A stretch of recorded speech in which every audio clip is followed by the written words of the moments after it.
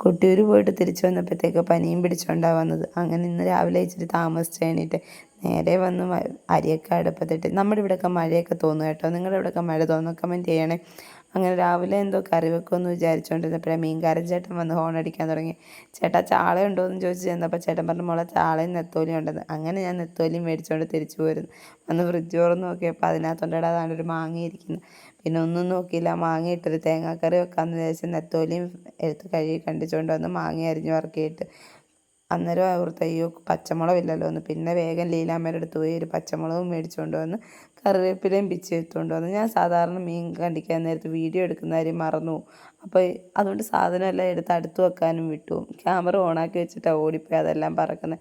ഈ അരപ്പ് ഞാൻ പക്ഷേ നേരത്തെ റെഡിയാക്കി വെച്ചിട്ടുണ്ടായിരുന്നു കേട്ടോ. സാധാരണ മീൻ കണ്ടിക്കുന്നതിന് മുമ്പേ ഞാനത് റെഡിയാക്കും. കാരണം എന്താ, ചിലപ്പം കറണ്ട് വല്ലതും പോയാൽ പിന്നെ അത് ഞാൻ വെക്കാൻ ഉദ്ദേശിക്കുന്ന രീതി വെക്കാൻ പറ്റിയെന്ന് വരത്തില്ല. അതുകൊണ്ട് ഞാൻ വേഗം അരപ്പങ്ങ് റെഡിയാക്കി വെക്കും. എന്നിട്ട് അതെല്ലാം കൂടെ മിക്സാക്കി കുറച്ച് വെള്ളമൊക്കെ ചേർത്ത് ഞാനിവിടെ മീൻകറിക്ക് അരപ്പെടുക്കുമ്പോൾ ഉപ്പൂടെ അതിനകത്തിട്ട് അരയ്ക്കുവേ. കാരണം മീൻകറിക്കകത്ത് സാധാ രീതിയിൽ ഉപ്പിടുമ്പോൾ എനിക്കറിയത്തില്ല, ചിലപ്പോൾ ഒന്നെങ്കിൽ കൂടിപ്പോവും അല്ലെങ്കിൽ കുറഞ്ഞു പോകും. തേങ്ങയുടെ പരുവത്തിന് ഉപ്പിട്ട് കൊടുക്കുമ്പോൾ അത് കറക്റ്റായിട്ട് വരും. പിന്നെ നമ്മുടെ മീൻകറിയൊക്കെ വെച്ച് കഴിഞ്ഞാൽ അത് തിളച്ച് വന്നപ്പോഴത്തേക്കും കുറച്ച് വെളിച്ചെണ്ണയൊക്കെ ഒഴിച്ച് കൊടുത്തു. പിന്നെ ഫ്രിഡ്ജിൽ നോക്കിയപ്പോൾ 4 കോവയ്ക്ക ഇരിപ്പുണ്ടായിരുന്നു. അങ്ങനെ നമ്മുടെ കോവച്ചടിക്കകത്ത് നിന്ന് ഒരു 5-6 കോവയ്ക്കയും കൂടെ പിച്ചിക്കൊണ്ടുവന്ന് വേഗം അരിഞ്ഞ് വറക്കിയെടുത്തേ. അങ്ങനെ അതെല്ലാം എടുത്ത് ഇച്ചിരി എണ്ണയ്ക്കകത്തിട്ട് വാട്ടിയെടുത്തിട്ട് ലാസ്റ്റ് ഞാൻ ഒന്ന് വാടി വന്നപ്പോഴത്തേക്കും 2 സവാളയും കൂടെ കുത്തിപ്പൊടിച്ച് അതിനകത്തിട്ടുണ്ടായിരുന്നു കേട്ടോ. അത് വീഡിയോ എടുക്കാൻ മറന്നുപോയി. കാരണം ഡ്യൂട്ടിക്ക് ആ സമയമായതുകൊണ്ട് വേഗം ധൃതി പിടിച്ച് അതൊക്കെ ചെയ്തുകൊണ്ടിരുന്നത്. അങ്ങനെ ഞാൻ അത് ഇത്രയും ചെയ്തിട്ട് പോയിട്ട് കുളിച്ച് റെഡിയായി ഒരുങ്ങി വന്നപ്പോഴത്തേക്കും അനിയത്തി എനിക്ക് ദോശ ഇട്ട് തന്നിട്ടുണ്ടായിരുന്നു. നമ്മുടെ ചൂട് മീൻ കറിയും 2 ദോശയും കൂടെ ആയപ്പോഴത്തേക്ക് രാവിലത്തെ കാര്യം കുശാലായി.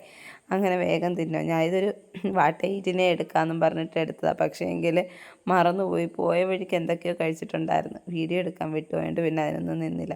പിന്നെ ഞാൻ ID കാർഡൊക്കെ എടുത്തിട്ട് ചെരുപ്പൊക്കെ എടുത്തിട്ട് അനിയത്തിയെ കൊണ്ട് 2 വീഡിയോ ഒക്കെ എടുപ്പിച്ച് ഉത്തുവിന് ടാറ്റ ബൈ ബൈയും പറഞ്ഞ് വണ്ടി എടുക്കാനായിട്ട് പോവാം. വണ്ടി എടുക്കാൻ ചെന്നപ്പോൾ ഉണ്ടടാ വണ്ടി സ്റ്റാർട്ടാവുന്നുണ്ടില്ലായിരുന്നു. പിന്നെ കുറച്ച് നേരം അതിൻ്റെ പുറത്ത് നിൽക്കേണ്ടി വന്നു. കിക്കറടിച്ചിട്ട് സ്റ്റാർട്ടാവുന്നില്ലായിരുന്നു. പിന്നെ എങ്ങനെയൊക്കെയോ ഒന്ന് സ്റ്റാർട്ടായി കിട്ടി. അതൊന്നും വീഡിയോ കാണിച്ചില്ല കേട്ടോ. അങ്ങനെ ഞങ്ങൾ പോകാനായിട്ട് ആൾക്ക് ടാറ്റയൊക്കെ പറഞ്ഞ് ട്യൂഷനൊക്കെ പോകണമെന്നൊക്കെ പറഞ്ഞ് ഞാൻ ഇറങ്ങുവാണ്. അപ്പോൾ ഇന്നത്തെ വീഡിയോ അത്രയേ ഉള്ളൂ.